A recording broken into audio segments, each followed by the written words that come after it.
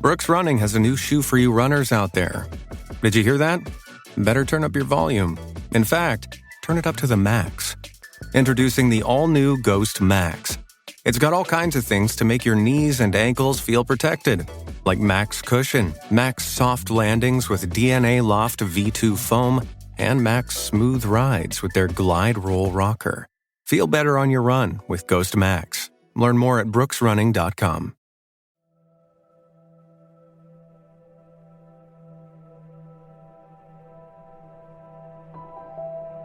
In the blink of an eye, Aaron Hernandez had a brand new life, and it was decidedly grim. Instead of a football field, he now spent his days in a 6-by-8-foot prison cell. Guards and fellow inmates replaced his throngs of cheering fans. In this final episode, we'll talk about his final days. We'll talk about my exclusive interview with Aaron's fiancée, Shayana, and put together the last pieces of the puzzle that help make sense of this story.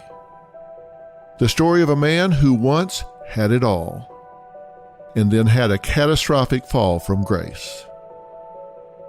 This is The Fall of a Hero, From Football to Murder, the Aaron Hernandez Story. Mystery and Murder, analysis by Dr. Phil. I am Dr. Phil. Green Chef is the first USDA-certified organic meal kit company. Green Chef is now owned by HelloFresh, and with a wider array of meal plans to choose from. Love switching it up? Now you can enjoy both brands at a discount with me.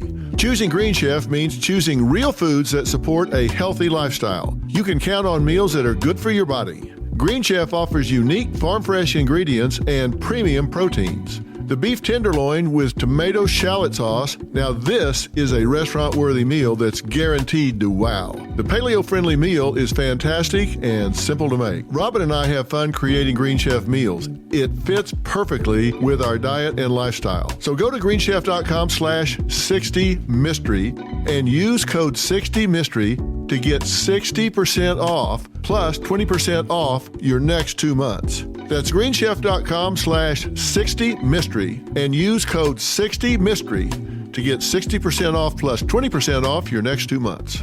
The #1 meal kit for eating well. Brooks Running has a new shoe for you runners out there. Did you hear that? Better turn up your volume. In fact, turn it up to the max. Introducing the all-new Ghost Max. It's got all kinds of things to make your knees and ankles feel protected, like Max Cushion, Max Soft Landings with DNA Loft V2 foam, and Max Smooth Rides with their Glide Roll Rocker. Feel better on your run with Ghost Max. Learn more at brooksrunning.com.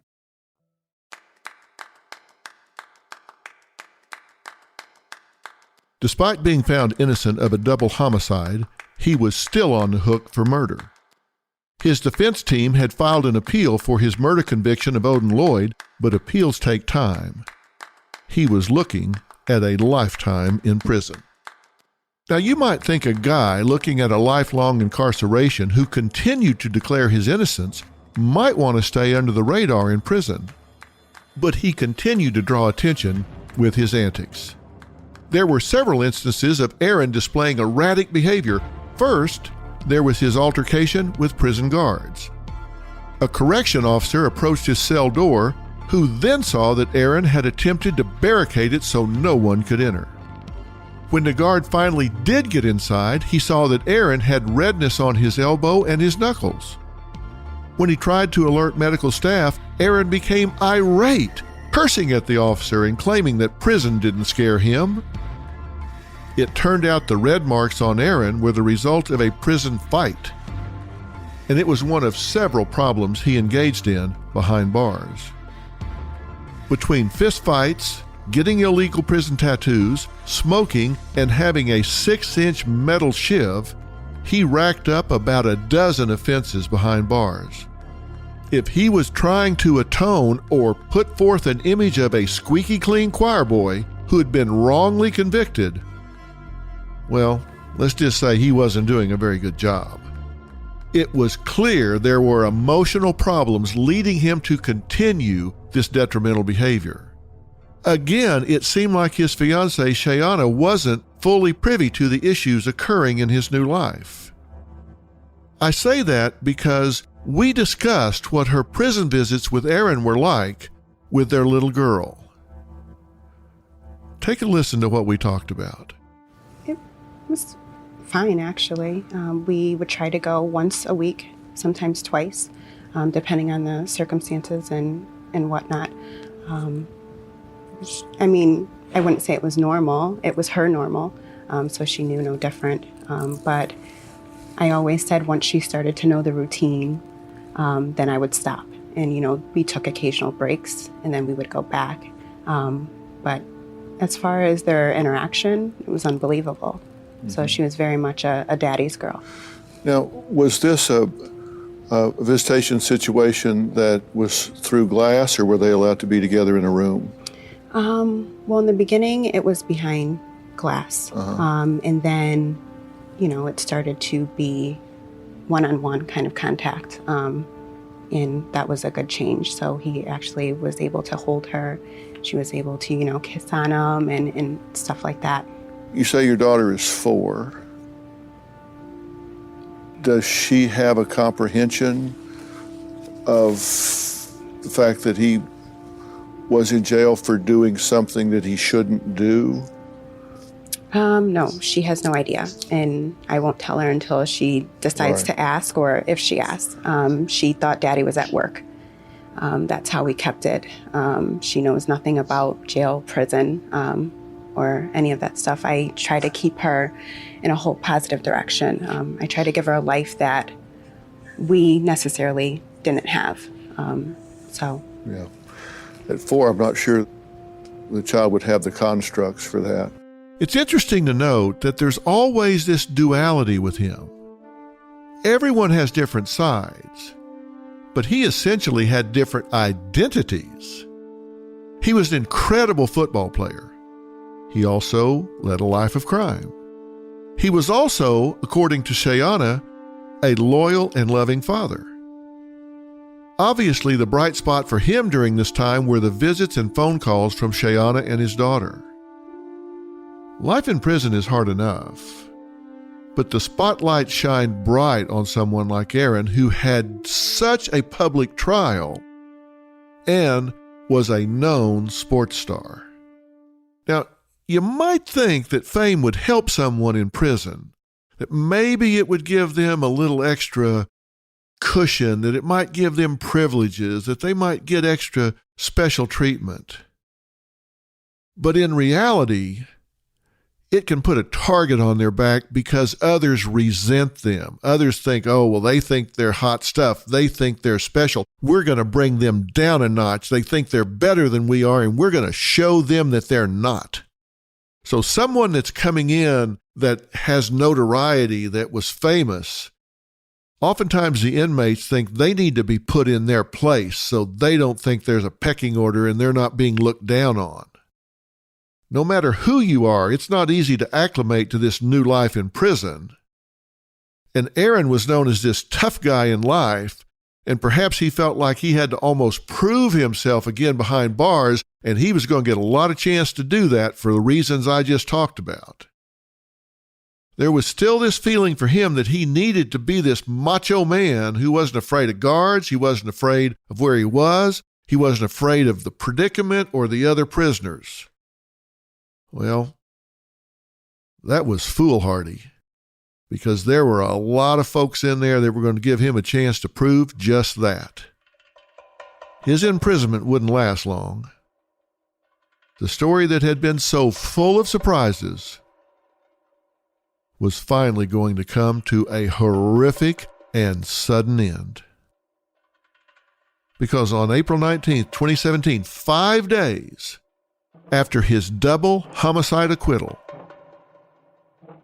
Aaron was found dead, hanging in his prison cell. It was a gruesome scene, and there were many interesting details found at that scene. The first thing officials noted was that there was shampoo covering the floor. Now, why is that significant? It was essentially a lubricant. It made the floor extremely slippery. There was also cardboard wedged into the door like a doorstop, making it extremely difficult to open the door. Now, Aaron was hanging by a bedsheet from the prison window. He had a Bible verse, John 3:16, written on his forehead in ink. Now, as you probably know, John 3:16 reads, "For God so loved the world that he gave his one and only Son, that whoever believes in him shall not perish but have eternal life." For God loved the world in this way, he gave his one and only Son, so that everyone who believes in him will not perish but have eternal life. Interestingly, this is the Bible verse his college teammate Tim Tebow would write in his eye black for football games. No one knew that this held deep significance for Aaron. There was also blood on the walls with drawings and Bible verses. One of the drawings was what's known as the unfinished pyramid and the all-seeing eye of God. And below the pyramid, he wrote, Illuminati. Beneath the bloody wall was an open Bible and 3 letters he had left behind for his loved ones. So, get a picture of this scene. Once that door is opened, the floor is slippery like ice. There's blood and drawings on the wall. Aaron is hanging with a bed sheet around his neck from the prison window.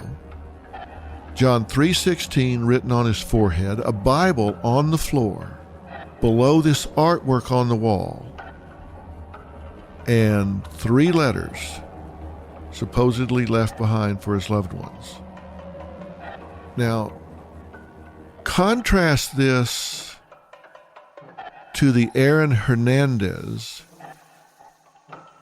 that was in the house when it was announced that Odin Lloyd was dead.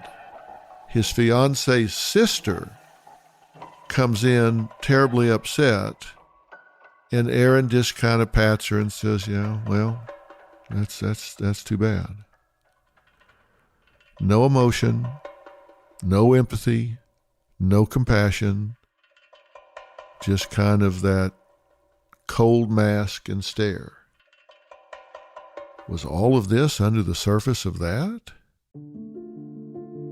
This was certainly an ending that the public hadn't seen coming, and when I sat down with Shayana, she certainly shared her suspicions. Do you believe he took his own life? I don't know what to believe, to be honest with you. It's just not the Aaron that I know. I think that if he would have done something like this, it would have been at his worst. And I felt like we were, it was looking so bright. We were going up a ladder, in a sense, to the positive direction. It just, I haven't been able to grasp any of it yet. Well, you probably know him better than anybody else. Do you think this was a suicide or something else? I don't think this was a suicide. Knowing him, but I don't know. I don't know. How did you find out that he in fact was dead? Well, I got a call at 5:27 a.m. in the morning from some official at Shirley prison, and they informed me,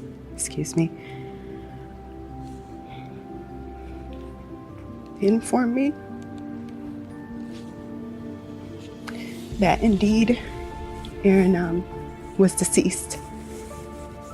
And at first I thought it was a hoax. I thought that, this was some cruel person. Thank you. Thought it was a cruel person playing a trick on me. I called his lawyer immediately. I said, they're telling me that he's dead. And I said, I don't know what's going on. I'm trying to call the jail. I'm trying to call the number back and I'm not getting a response. He then made his calls. We weren't getting anyone. The number called me back. I spoke to the gentleman and he said that Aaron was found in his cell and he was deceased. This was the woman who loved him, but arguably she didn't know him as fully as she might have previously thought. I wanted to pursue this idea further with her to see if we could get somewhere with her theory on what happened. I kind of have this thing I do in my reasoning things out around my staff. We refer to it as let's love every idea for 5 minutes. Okay. And let's embrace this idea for a few minutes here that what you're saying is true, that he did not take his own life. What would cause you to doubt that? That he didn't take his own life? Yeah, what would cause you to doubt that he took his own life?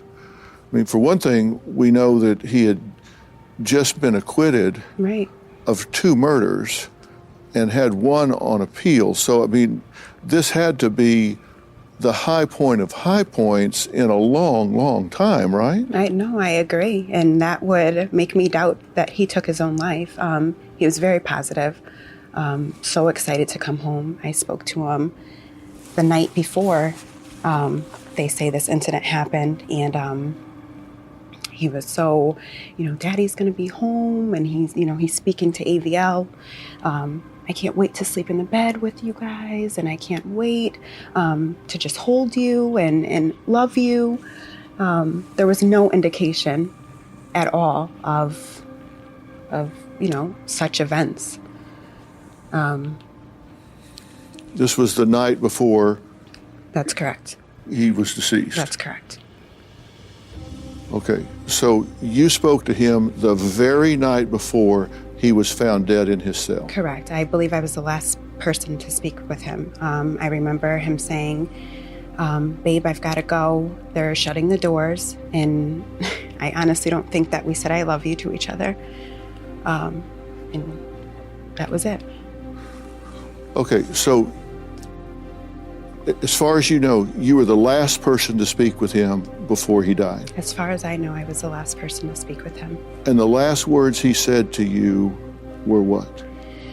I believe along the lines of, babe, I've got to go. They're shutting the doors. So meaning closing the cell doors and then... Okay, babe, I got to go. They're closing the doors. There was no,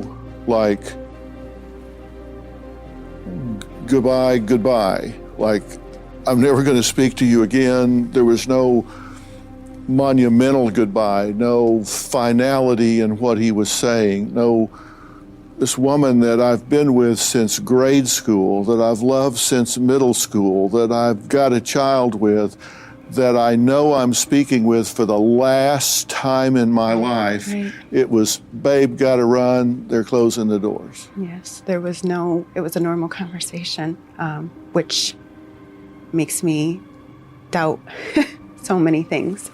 We went on to discuss the significance of those Bible verses found on Aaron's deceased body and in his cell, in addition to talking about what she thought might have happened. If he didn't take his own life, then by deduction, that would mean someone else did. In a sense. Because you don't accidentally wrap something around your neck and get it caught on your bunk and hang yourself. This isn't a whoops. Right. I fell and hit my head. Something went on here. Right. Do you have, I'm not asking you to name somebody, but do you have any reason to believe or any information from him that would cause you to think someone might want him dead? I have no reasoning why anyone would want him dead at all. Something else I discussed with her was his suicide note, and she had interesting feedback on how she perceived the tone of his letter. Did that note strike you odd in any way? No, I thought it was a note of love. I did, although, see that it was addressed to Shay instead of, babe or bae, the way he would refer me as. That was a little odd to me. But as far as the content, seemed to be his loving self. It wasn't addressed the way you would have thought he would have addressed you. Right. It didn't seem personal enough. Now, this was something that really seemed to strike a chord with her. This idea that it just seemed impersonal. There was no term of endearment there. Just Shay. Now, this could be that she was looking for clues for the truth she wanted to believe, that he couldn't kill himself and leave her and their daughter for good. But as I said to her, when I'm working through cases, I like to entertain all sides because that kind of consideration can often lead you to the truth. Were there words in the note that he didn't use that you would expect to be in there besides babe or bae?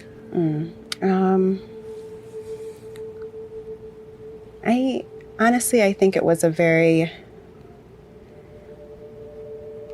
it screamed love, but it wasn't, like I said, personal. It wasn't intimate. It was,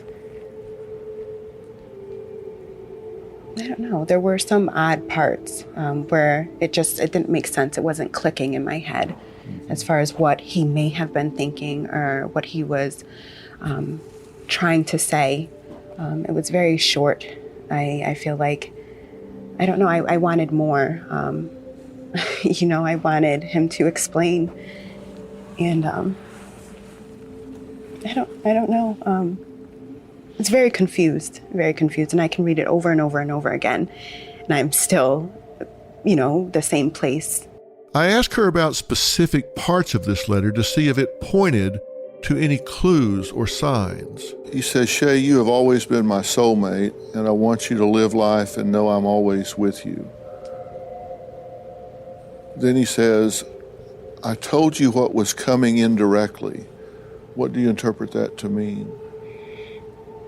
I don't know. Like I said, we've had talks about him coming home. Everything was looking more positive than negative. Again, I feel like there's just not enough. It's so vague for me to have closure, if that makes sense. As I told her, linguistically, from an outside perspective, it would seem he was implying she knew that his suicide was pending. She told me, no, that just simply wasn't true. Now, there are several theories out there that try to explain why Aaron would seemingly kill himself out of the blue.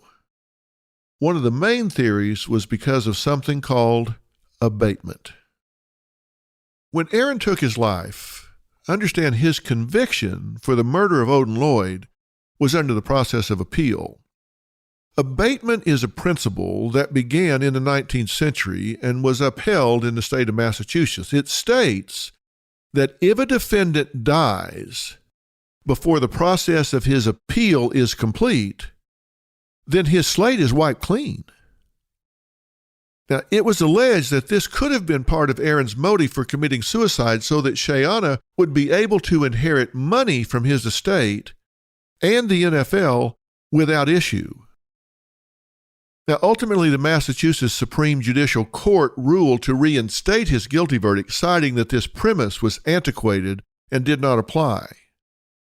But let me be sure that I've explained this. Abatement means if you're convicted of a crime you go to jail, so you've been convicted at the trial court level, and you take it up on appeal, that's up to the next level above the trial court, and it's on appeal, and it has neither been rejected or upheld, and you take your own life, then the position of the state was that you had not completed the judicial process. Your conviction had not been affirmed. So therefore, they wouldn't take the position that you actually were guilty because there had been no affirmation of the conviction. And so it would just be wiped off your record. So therefore, under this concept of abatement, he would not have died a convicted murderer. He would have died with a clean slate. But then, as I say, the Massachusetts Supreme Judicial Court said, that's a really old law that doesn't apply now. At the time of this interview, his abatement had just occurred. And I knew I had to press her about this. Getting into the really here and now, his murder conviction was just dismissed minutes before we sat down for this interview. Right. Did Aaron kill himself so you could collect this money? I don't know. Did he kill himself so you could collect $6.5 million from the New England Patriots? That I don't know. Is that even a possibility? That I can collect that money? No, that he would do that so you could. I think anything's a possibility, but I don't know what this doing was for. Again, if he was sitting right here, there's tons of stuff that I would ask, but I can't, and I can't speculate on what he was thinking or why he may or may not have done it. Whatever the case is, it's unbelievable to me. I don't believe any of it, and I don't believe that would be the cause. Now, not only was this a suicide, just like his murder trial, this was extremely high profile, which obviously makes this harder for the family to deal with. Mixed emotions, of course. There's devastation, but also loved ones can feel rejected, abandoned. They can feel intense anger at the person who chose to end their life and leave them behind. There's a need to figure out the reason if it's not completely clear. Sufferers left behind often ruminate and fixate on the why. Why in the world would they do this? It certainly seemed like his fiancée was experiencing this during our interview. She couldn't explain exactly what else had happened to him, but she also couldn't wrap her head around how he could do this to her and their child. So, grief is disrupted here. It's like you're grieving, but you have this conflict going on within you as well. So there's a battle going on where you're fighting with yourself about how could someone that loved you do this to you, do this to your daughter. Then you have all this scrutiny from the press. You have all of this going on, and then you're also trying to deal with your feelings and emotions. And there was still more that had come out about Aaron's secret life. Allegedly, he had found a prison lover, and they had begun a friendship that blossomed into a romance. His alleged lover's name was Kyle Kennedy, and he looked like another tough guy covered in tattoos and sporting an intimidating stare. He's known in prison by the nickname Pure. When they met, he was serving 3 to 5 for armed robbery. After Aaron's suicide, Kyle claimed that his suicide note was intended for him because of their close relationship. While exact details of that relationship are not known, Kyle claimed that Aaron had gifted him with a custom-made $47,000 watch and wanted to make sure it was delivered to his family. Now, I just had to ask Shayana about this. A man named Kyle Kennedy, his lawyer came forward and claiming that Kyle and Aaron were prison lovers and that they requested to share a cell. Do you believe that? No, I don't. I don't know who this Kyle Kennedy is. I've never heard of him, honestly. Aaron has never mentioned him. And Aaron liked to be in a single cell, from my knowledge. Right. So, did this come to your attention before or after he passed? after. After. The day after the alleged suicide, the prison put Kyle Kennedy on suicide watch because they say they knew the depth of their relationship. What's your response to that? I don't have one. According to this lawyer, Kyle Kennedy's lawyer, Aaron purportedly wrote Kyle a note. Is that true? A suicide note, in a sense? No, that's not accurate. What is accurate? It's accurate that he doesn't have one. There's nothing for Kyle Kennedy. And if there is, you haven't seen it. That's correct. And they say Aaron called him by his nickname, Pure, P-U-R-E. And this is Kyle Kennedy? Right. Never heard of him. Never heard of him. What a nickname, huh? Yeah. Never heard of him. Pure. Pure being behind bars, huh? Yeah. That's interesting. Yeah, Pure behind bars. He never mentioned him to you as even a buddy or somebody that he knew.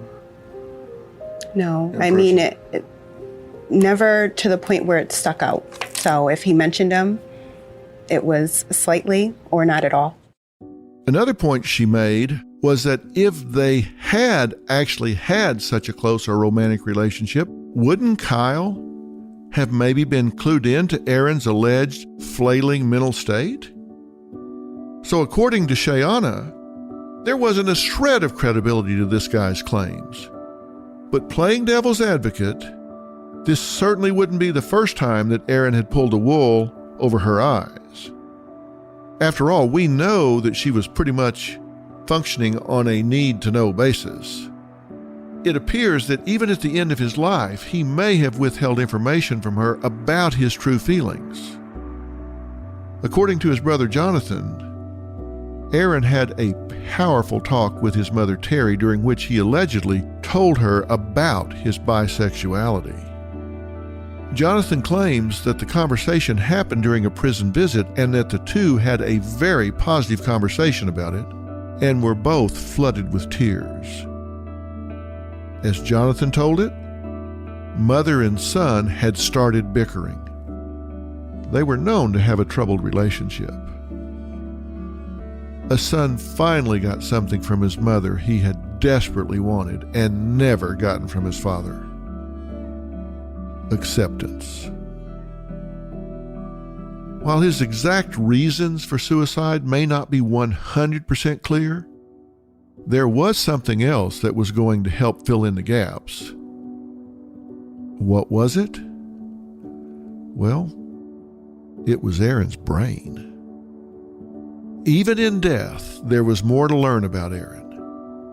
Researchers were about to get an incredible shock when they examined him on autopsy. According to the autopsy, his brain showed extreme signs of CTE, chronic traumatic encephalopathy. Now, CTE is a brain disease most commonly found in athletes, military veterans, and others where there is a history of repetitive aggressive head trauma. Now, when you're repeatedly getting blows to the head, this can trigger a progressive degeneration of brain tissue. At the same time, this is also causing a buildup of abnormal protein in the brain. This spells major trouble. Our brains are not meant to sustain this kind of repeated impact. A helmet protects your head to a certain extent, of course. That's why we wear them. But it doesn't stop your brain from getting rattled around inside your skull. And it certainly doesn't prevent concussions. Some of the major issues associated with brain degeneration include memory loss, confusion, aggression, depression, and progressive dementia. Now, two other notable effects with CTE are impaired judgment and impulse control problems. Think about Aaron's conduct, and that certainly seems to fit this situation. And then also think about football. Impact to the head is happening to these players on a repeated basis. It's not a matter of when you're going to have an impact to your head. It's just a matter of how often you're going to have an impact to the head. That's part of the game. You butt heads. Doesn't matter if you're a lineman, doesn't matter if you're a receiver or a quarterback. You are going to have a repeated impact to your head. It's built into the game. The problem is, symptoms don't show immediately. They often begin years or even decades after the last brain trauma. Athletes will complete their career, go back into the mainstream of life before the symptoms begin to show. Sometimes it can be immediate, sometimes it can be really delayed. And here's the big problem. CTE can only be confirmed on autopsy. You don't really know until you dissect the brain and you can see what's going on internally. And remember, there was a key word that I mentioned here: progressive degeneration of brain tissue. Now, we know Aaron had been playing from a very young age. His brain was getting impacted for years and years, even though he was still a relatively young man. Now, while researchers did not make a direct link between Aaron's condition and his past problematic behavior, we even know more about it today than we did then, and it is not a big leap to think that these two things could be related. He is not the first NFL athlete to struggle with the symptoms of CTE. One of the most famous cases involved Junior Seau, a famous linebacker. Years after retirement, he shot himself in the chest. He had been deeply depressed. Another player, David Duerson, also committed suicide by gunshot wound. He actually left a letter instructing that his brain be studied for CTE. According to Aaron's case, findings showed his brain was the most severe case they had ever seen in someone of Aaron's age. Now, hear what I just said. The most severe case they had ever seen in someone of Aaron's age. Now, he may have only been 27 when he died, but the autopsy on his brain showed that the damage he sustained was closer to what scientists would see in a player in their 60s. His brain was riddled with the damage that comes from trauma and the progressive. Remember, I said progressive degeneration. His brain had progressively degenerated to that you would expect to see if he was 40 years older than what he was when he died. Now, let's go back and talk about what some of these signs were. Remember, I talked about the fact that you have impaired judgment. You have impulse control problems. You have problems with aggression. And what do we have here? We have someone that had been very aggressive with others, had been convicted of murder, had shown a lack of empathy. So we've got poor judgment, impulse control problems, and the worst brain scientist had seen ever. That it, in fact, was a brain that you would expect to see someone 40 years older than Aaron Hernandez. Now, I'm not telling you this to excuse his behavior. But when your brain starts to deteriorate, you have to take into account its impact on your behavior. If someone had a brain tumor and their behavior started to be very erratic once they had a brain tumor, they were one way before the tumor and another way after the tumor, you would say, okay, their behavior is due to the introduction of this tumor. It put pressure on certain parts of the brain. You would explain that. You would say he's not himself. He had a tumor. He came in and he did these things. So that's why his behavior began to change. My wife, Robin, was recently in a restaurant, and a doctor of hers, a very fine man, just could not be a nicer man, married for 40 or 50 years, a grandfather. He was probably the most gentlemanly person that we had met in LA. He was my doctor. He was her doctor. He ran across her in a restaurant across the street from his office building. And he walked past her one day, and he came up to her and 4 or 5 other ladies she was having lunch with and said, "Oh, hi, Robin. It's so good to see you with your clothes on." Now, he wasn't that kind of doctor. And even if he had been, that would have been really inappropriate to say. But he wasn't that kind of doctor. He was an oral surgeon. And she thought, oh my gosh, what an odd thing to say. And he seemed just completely normal. Didn't bother him. He didn't seem embarrassed. He didn't seem drunk. He didn't seem anything. And she came home and told me about it. And I said, wow, that's just something's really not right, because you know what a gentleman he is. 3 weeks later, a highly aggressive brain tumor. He had been undiagnosed and then had a highly aggressive brain tumor. So we look at that situation. He was one way all these years we knew him, gets a highly aggressive brain tumor, and behaves erratically. He was one way before the tumor, another way after the tumor. Completely explained his behavior.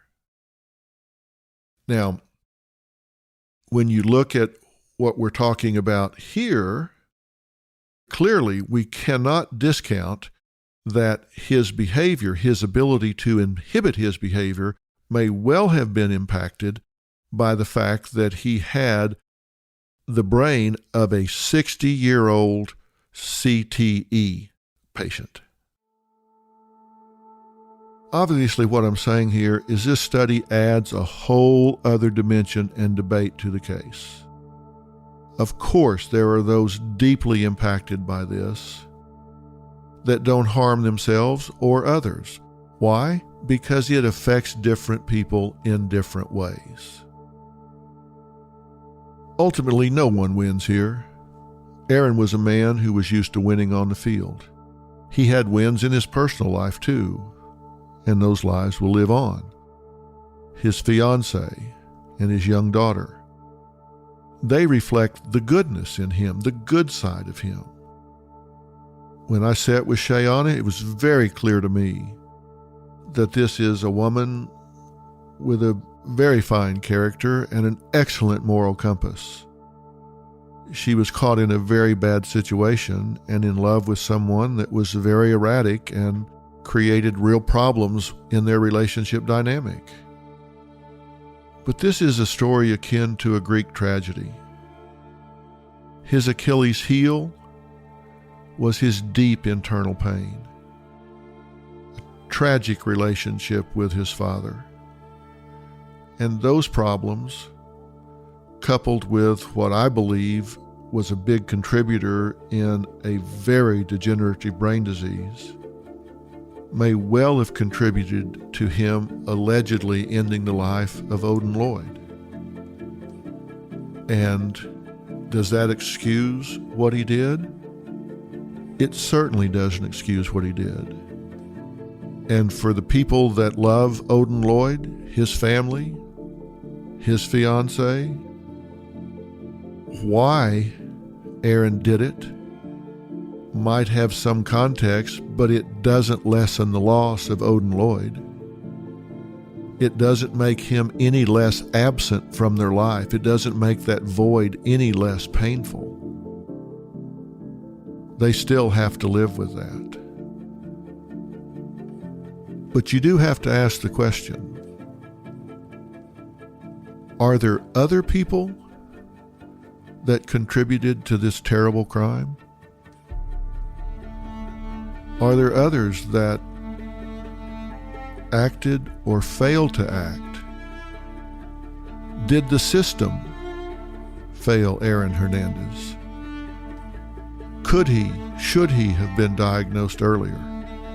Could he, should he have been targeted for treatment in a way that might have obviated or even stopped his self-destructive and other destructive behavior? We are all products of our environment. We're all products of our choices. We have to ask, did Aaron Hernandez own all of his decision, or was he in part a victim?